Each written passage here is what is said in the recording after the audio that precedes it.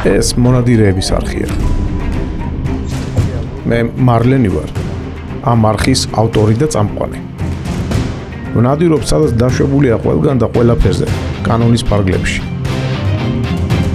ვეძებ, ვეცნობი და ვიღებ თქვენთვის საინტერესო, გამორჩეული ისტორიების და უნარჩვევების მქონე ხალხს. ეს არხი მონადირეებისაა. Adventures Live Geo. მოგესალმებით მეგობრებო, ვიმყოფებით ქალაქ რუსთავში, კალიბრის მაღაზიის ერთ-ერთ ფილიალში. თქვენ იცით, რომ ეს მაღაზია ძალიან დიდია და საქართველოს მასშტაბით ძალიან ბევრგან აქვს ფილიალები. დღეს განვიხილავთ ძალიან საინტერესო თოფს და რომელიც მდებარეობს ქალაქ რუსთავში, კოსტოვას 23 ნომერში. გაუმარჯობთ. მოგესალმებით მეგობრებო ყველას. მოგესალმებით. სად მდებარეობს, როგორ ავთქვით, ცოტა გავერთი აი სტუმრები ყავს. ქალაქ რუსთავში, კოსტოვას 23 ნომერში. რა ქენით? თავარია სტუმარს არაფერი მოუვიდეს და არჩენს ყველაფერს ავიტანთ. მოკლედ, ჩემო ძვირფასო მეგობრებო, რა იარაღისთვის შევიკრიბებთ დღეს? ისედაც ისე თურქული წარმოების იარაღზე უნდა ვისაუბროთ დღეს. ეს არის ჰეროს პალაში, რავი. თურქებს ცოტა ისეთ უცნაურ სახელებს არ ქონდა ქართული გამოთქმით ცოტა შეიძლება ცოტა გაგიჭირდეს, ხო? ნუ ყოველ შემთხვევაში შეცდომა შედიოხ როგორ ვკითხულობ, ისე სხვანაირად ვიკითხება. მოკლედ ეგ არის. ეგრე წერია რა, პალას. ახალი არის ეს წარმოებელი ჩვენთან ბაზარზე.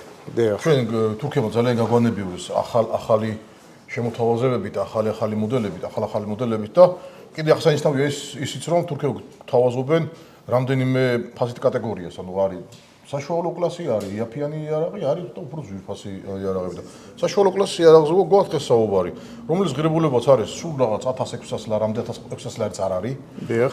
ამ თოფის წონა არის 3 კილოგრამი. კაკალზია, რბილი პიტჩი აქვს, 5 მმ-იანი სამიზნე თამასა აქვს, კლასიკური ლატუნის ყორა, მაგნუმის ვაზნებზეა გათვლილი. ბოს უდვარდის დაკიდების სისტემაა. როგორი დაკიდების? ბოს უდვარდი, ასეთი სისტემა, ანუ უდვარდი? ხო, ბოსსა და უდვარდის დაკიდების სისტემაა. დიახ. ნუ მსგავსი რა, ახლა პირდაპირ ბოს უდვარდს, რა თქმა უნდა ვერ იმეორე, ცოტა ის არის, მაგრამ კალაპოტი არის სუბუქის შენადნობის, რომელსაც ჩანართი აქვს, ნახოთ რომ სუბუქის შენადნობია. აქ პატარა მაგნიტი აქვს. ნუ შენ იმის თქმა გიდა რომ არ არის რკინა? ხო, ფოლადი არ არის, აი არ ეკრობა მაგრამ. ფოლადი არ. როზე ეკრობა, ეგ? აჰა, გასაგებია. ფოლადი არ არის, მაგრამ ერთი ესეთი კითხვა მაქვს რა. ძალიან პოპულარული არის ჩვენს ხალხში, მაგალითად, ხუგლუს 104 ვარიანტი. ხუგლუ 104A. და კონკურენტ უნარიანი შეიძლება გახდეს ეს ამ თოფისა, იმიტომ რომ ძალიან კარგად გაიყიდა მე მახსოვს წინა წლებში. შენ როგორ ხუგლუ 104-ის წარმატება იყო ის, რომ კლასიკური სანადირო თოფია ხუგლუ 104-ა, რომელზეც ჩვენ ახლა საუბრობთ.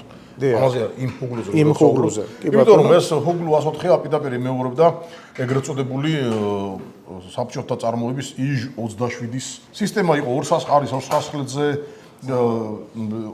ინჟექტორები არ აქვს, ექსტრაქტორი აქვს, ამოსაღები, სელექტორი არ აქვს, პირდაპირ ღილაკი აქვს, იმიტომ რომ სელექტორი აღარ ჭირდება 200 ხლეთზეა და ეს ჩვენ მონადირეებს, რასაც იყო მიჩვეულები, რომ ფაქტობრივად მსგავსი ანალოგია დახვდათ თქო ახალი წარმოებით უფრო გაუმჯობესებული ვარიანტი და მაგით იყო პოპულარული, თორე ეს ვარიანტები ეს სპორტულ სანადირო მოდელია, ანუ ეს სასხლძია შექმნილი. ეს კონკრეტული, ხო, ეს სასხლძია შექმნილი. ეს და როგორც წინა ვიდეოში განვიხილეთ დატა SP, აი დაახლოებით იგივე კომპლექტაცია აქვს, ასე თქვა, ჭყალებში ამ თოფსაც, ანუ არის სელექტორით აღჭურვილი ერთ სასხლეთზე, პლუს ამას სასხლეტის ზეწოლის ძალა რეგულირებადია აქვს, აი ეგ პატარა ჭანჭიკი აქვს დატოვებული, მე რეგულირებული რა, ხო? ხო, აი აქ და მოყვება ახლა კანჩის გასაღები პატარა, აი ესეთი, რომელთაც ხდება სასხლეტის რეგულირება.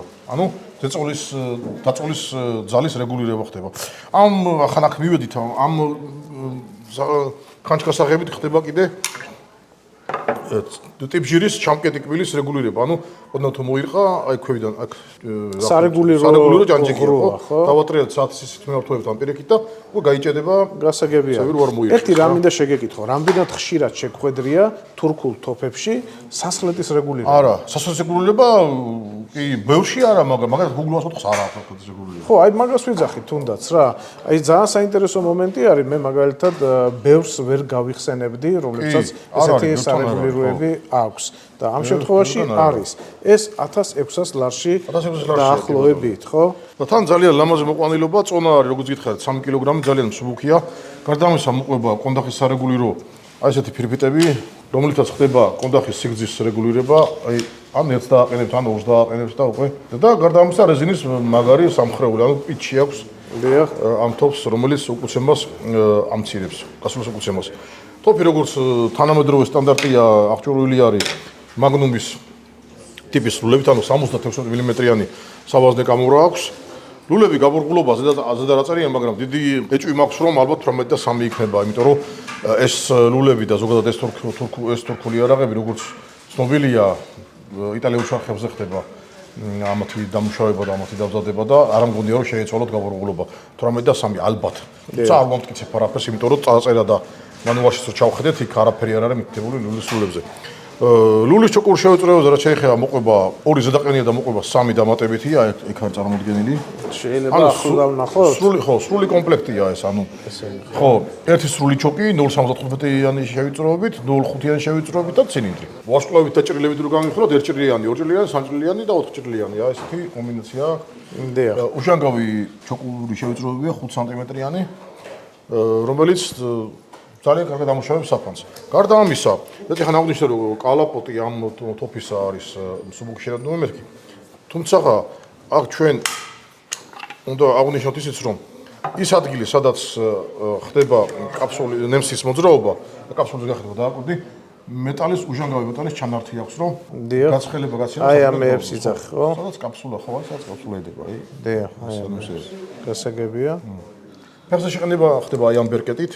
თოფის გადახსნისას აი ამ ბერკეტით ზაწვება უკან და შეაყენოს ფეხზე და ტოპლევერის თათის ჩამოშება ხდება აი აქ პატარა აი დააკვირდი შიგნით მას ჩააწვევი და ეს გაიწევა ფეხზე რო არ დატოვოთ გასაგები არის, კარგი. კი ბატონო.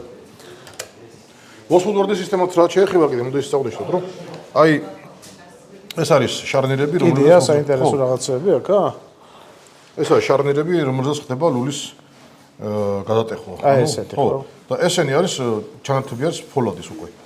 ეს корпуსი თვითონ რბილი ეს არის, რბილი რა, მსუბუქი შენადნობია. ანუ ნახე რის თქმა მინდა, აი ესენი არის მეტალის, ხო? კი, ჩასმულია. ანუ რასაც ძალა ადგება. რასაც ძალა ადგება, კი ბატონო. კვანძი სადაც ხდება ლულის შემოცურება, აი ამას დააკვირდი აქ ნახევართვარისებურ ამოჭრას. დიახ. აი ეჯდება აი ამ ფოსოში. აი ამაში. ხო, და შემოbrunება ხდება აი ამ ღერძის გარშემო, აქ ვირტუალურად წარმოდგენილი ღერძის გარშემო. გასაგები არის. და კითხვა მაქვს ესეთი რა, რატო მაინც და მაინც ეს ფოლადი და ეს ერგალი? წონაში შემსუბუქდა, ტოფი დამსუბუქდა წონაში. 3 კილო იყო, ხო, როგორც მახსოვს? კი, 3 კილო.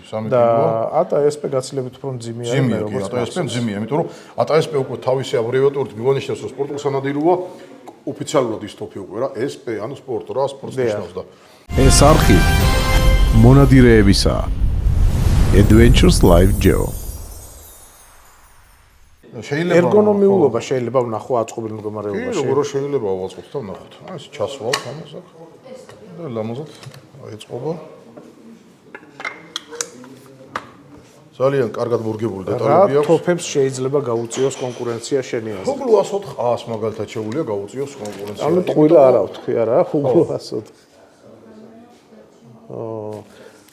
მეგობრებო, მინდა ვთქვა ესეთი რამ, რომ შეიძლება გაუწიოს კონკურენცია. ხან არ მსის? გვაქვს ეგეთი ტოფიც? ხონდა ადრე ახლა აღარ არის მეგონი გაყიდვაში. ამოვყიდეთ უკვე?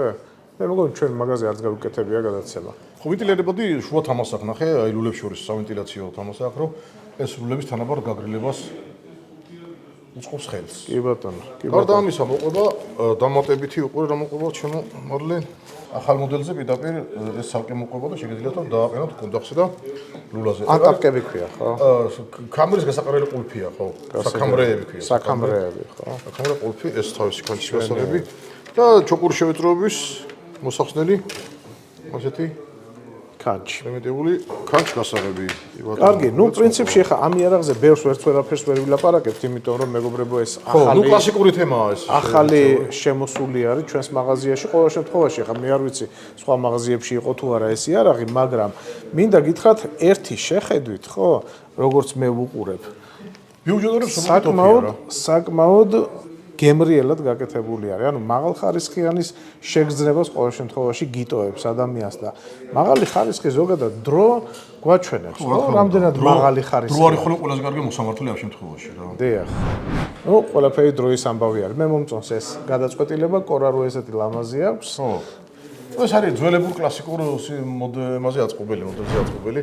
არაფერი გადაპრანჭული, გადამოპრანჭული და რაღაცა გასაკუთრებული არ აქვს, მაგრამ ჩვეულებრივი გემრიელი მსუბუქი სანაპირო თოფია მაგნუმის ლულებით და ფასიც ისეთი აქვს, რომ მისაღები აქვს რა. აბსოლუტურად მისაღები არის. მე სხვათა შორის ძალიან იშვიათად შემხვედრია ხოლმე კარგი გადასატეხი თოფი, ესე ეგრეთ წოდებული გადასატეხი თოფი 2000 ლარის ქვეშ. გეთანხმები. ძალიან იშვიათად შემხვედრია და მე მგონი ეს ის იარაღია ხალხო, რომელიც იმსახურებს ნამდვილად ჩვენს ყურადღებას. ასე რომ გელოდებით მაღაზიაში, მობრძანდით, დაათვალიერეთ, თქვენი თვალით იხილეთ, რამდენად მართლები ვიყავით ამ განხილვაში. კი ბატონო. კარგად იყავით. კარგად ზამდებოდეთ.